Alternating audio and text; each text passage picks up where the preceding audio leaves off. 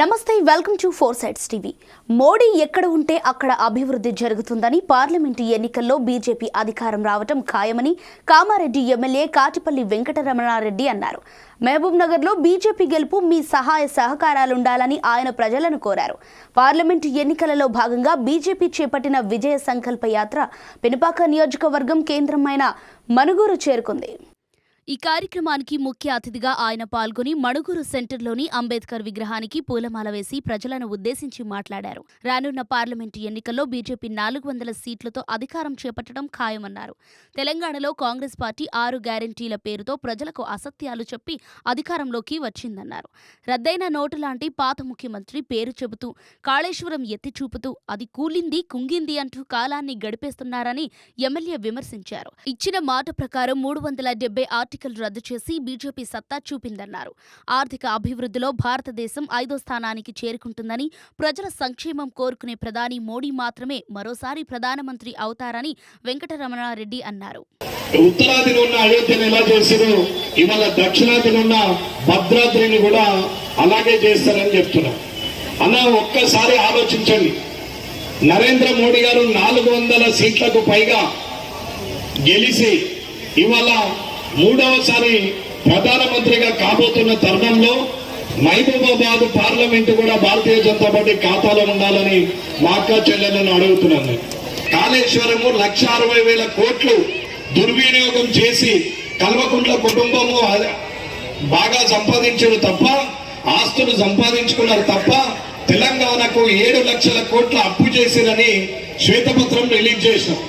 సరే 7 లక్షల కోట్లు శ్వేతపత్రం రిలీజ్ చేస్తే మరి ఇప్పుడు నువ్వు చేస్తున్నటువంటి 6 గ్యారంటీల సంగతి ఏంది? అసలు ఇప్పటి వరకు జీతాలే సరిగ్గా ఇవ్వలేని ఆ ప్రభుత్వాన్ని తీసి ఉద్యోగస్తులు, రైతులు, మహిళలు వడ్డీ లేని రుణాలు ఇవ్వకుండా ఉంటే మహిళలతో సహా, ఉద్యోగాలు ఇవ్వకుంటే యువకులతో సహా, ఉద్యోగాలున్న వాళ్ళకు జీతాలు ఇవ్వకుంటే ఉద్యోగస్తులతో సహా, ఆఖరికి రిటైర్మెంట్ అయిన వాళ్ళకు పెన్షన్ ఇవ్వకపోతే కూడా తీసి ఆ పాత ప్రభుత్వాన్ని పక్కన పెట్టింది. మళ్ళీ కొత్తగా నువ్వు వచ్చి మళ్ళీ అదే పని చేస్తున్నావు. ఇప్పటికి ఏమీ చేయలేవు. కనీసము రిటైర్ అయిన వాళ్ళ పెన్షన్ అయిన సమయానికి వేసినావా? ఇంత కష్టపడుతున్న పోలీసు వాళ్ళు కానీ, ఇంత కష్టపడుతున్న పోలీసు ఉద్యోగస్తులకు సరెండర్ లీవ్స్ కానీ, డిఏలు కానీ, కనీసము వాళ్ళకి 22 నెలలుగా రావాల్సినటువంటి టీఏలు కానీ ఇవ్వలేని దరిద్రమైన ప్రభుత్వము సేవ మాత్రం చేపించుకుంటారు కానీ వారు ఏం చేయలేని పరిస్థితి. ఇది ముఖ్యమంత్రి చేస్తున్నటువంటి పనులు. ఇది అర్థం చేసుకోవాలా ప్రజలు. మరి ఏదైతే చిప్ప చేతికి ఇచ్చినాం, ఏమీ లేదు అని చెప్తున్నాం. మరి 1,53,000 కోట్లు కావాలి 6 గ్యారంటీలు తెలవడానికి. మరి 6 గ్యారంటీలు ప్రజలకు ఇవ్వడానికి ఇవాళ 1,53,000 కోట్లు ఎక్కడి నుండి చేస్తావు?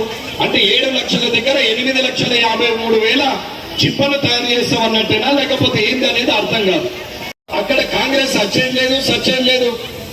ఉన్న 543 సీట్లలో 400 బీజేపీకే వస్తున్నాయి. ఇక 100 ఉన్నాయి, అవిటి అన్ని మిత్రపక్షాలకే వస్తాయి. కనీసం 40 సీట్లు కూడా పోయినసారంతా కూడా వచ్చే పరిస్థితుల్లో లేని ఈ కాంగ్రెస్ ప్రభుత్వం అక్కడ రాదు అంటే ఇక్కడ 6 గ్యారంటీలు ఇవ్వడు. ఇది పని. ఉద్యోగాలు కూడా ఇచ్చింది లేదు, ఎవరికి కూడా న్యాయం చేసింది లేదు.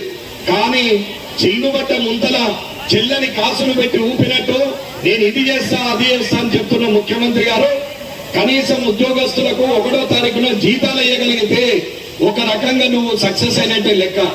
అది కూడా చేతగాని ముఖ్యమంత్రి పాత ముఖ్యమంత్రి మీద చెప్తున్నాడు. అమ్మ అందరూ గమనించాలా. ఇవాళ పార్లమెంటు విషయంలో నరేంద్ర మోడీ గారు 370 ఆర్టికల్ తీసేస్తామన్నారు. తీసినా లేదా? తీసేసిరు.